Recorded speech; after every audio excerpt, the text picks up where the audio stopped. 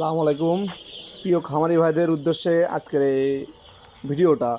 এখন শীতকাল, আপনি বুডারে তাপমাত্রা দিয়ে লাইটের হিট দিয়ে পারবেন না, এই জন্য করবেন শীতকালে ঘরের ভিতরে পলিথিন হোক বা পর্দা হোক এইভাবে সুন্দর করে চারিপাশ ঘিরে দেবেন। এই চারিপাশটা ঘিরে দেবেন সুন্দরভাবে, যাতে বাইরের বাতাসটা আপনার ব্রুডিংয়ে না ঢোকে। তারপরেও আপনি যখন লাইটের তাপে বাচ্চা মোটালিটি ঠেকাতে পারবেন না, জড়ো হয়ে যাবে, তারপর আপনারা করবেন অবশ্যই কয়লার আগুন তেমন কোনো খাটনির কাজ না। প্রথমত করবেন আপনারা এই যে একটা তেলের ড্রাম কিনে আনবেন, আনার পরে এটাকে চারিপাশে ছোট ছোট করে ছিদ্র করবেন।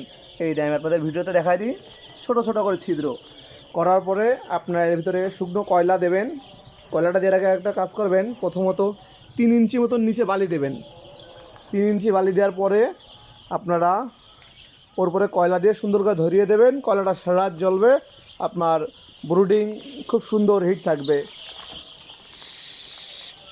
যারা শীতকালে বাচ্চা ব্রুডিং করতে ভয় পান তাদের জন্য এই ভিডিওটা। অবশ্যই বাচ্চা খুব সুন্দর থাকবে, আমারই কোনো কষ্ট না, বাচ্চাগুলো ভালো থাকবে। আপনি শীতকালে চাষ করতে কোনো ভয় পাবেন না। আপনাদের জন্য সুন্দর একটা ফর্মুলা আমি দেখিয়ে দিলাম, কোনো টেনশন হবে না আপনাদের। ইনশাল্লাহ খুব ভালো মানের বাচ্চা হবে ব্রুডিং। আল্লাহ হাফেজ।